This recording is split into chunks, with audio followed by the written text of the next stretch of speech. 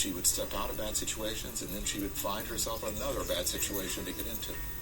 She allowed herself to get involved with one more bad situation. All right. We are here this afternoon, I believe, in the matter of Sequoia Brown. And it's my understanding that this is set as a transfer hearing. Is that correct? Yes, sir.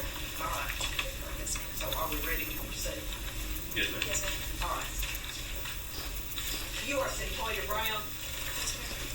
I have your date of birth listed as January the 29th, 1988. Is that correct? Yes, ma'am. That makes you, what, 15? 16. 16.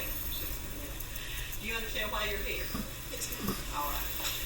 This is not a hearing to determine if you're guilty or innocent of the charges against you. The only purpose of today's hearing is to determine where your case should be tried, whether it should be heard here in the juvenile court. If she stays in juvenile court, she'll undoubtedly go to some sort of juvenile detention facility, but only until she's 19. If she were to be tried as an adult, she might get many, many years in prison. State your name, please. My name is Centoya Brown. The night of August 6th of 2004. Where did you begin that evening around, say, 7 o'clock? I was in the hotel room. And what were you doing with Cut in the motel room at the In-Town Suites? We were either getting high or having sex. That's all we ever did. He said that I was slipping and that I was starting to become a slouch, that I needed to get out and get on my grind and get some money. When I left, I was looking for a ride so I can go out to East Nashville. Who were you going to see in East Nashville? Well, I wasn't going to see particularly anyone. I was going to an area that I knew was very, I don't know, it's a lot of people go there and prostitute. Okay. And how were you going to get there? I was going to get a ride from someone. When you walked up to the Sonic, who approached you? A man in a white truck.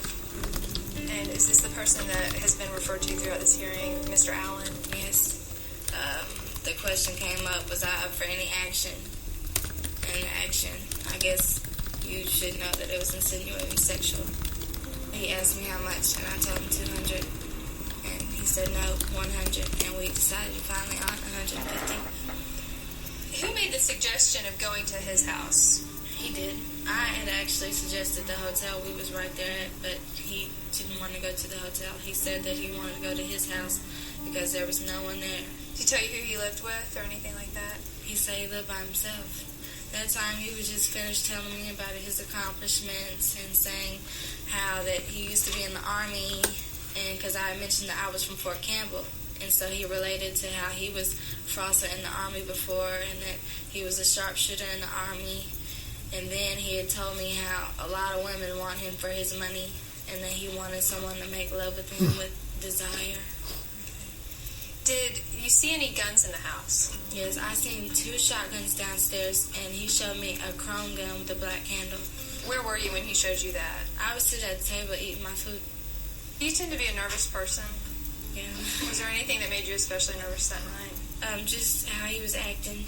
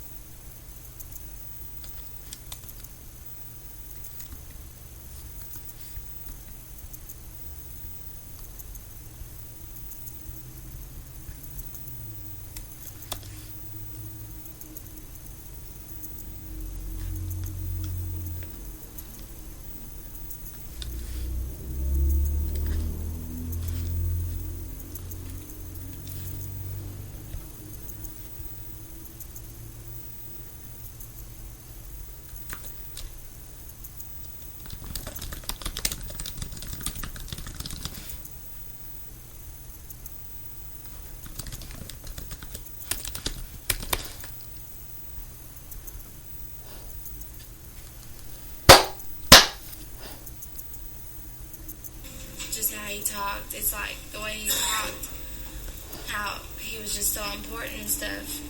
And then me, I look at myself, who am I?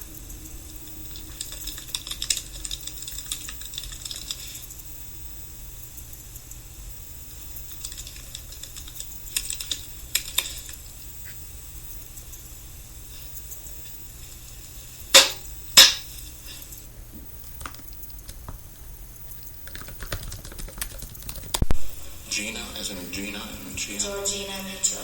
Okay. But, How old is she, do you think? she, I think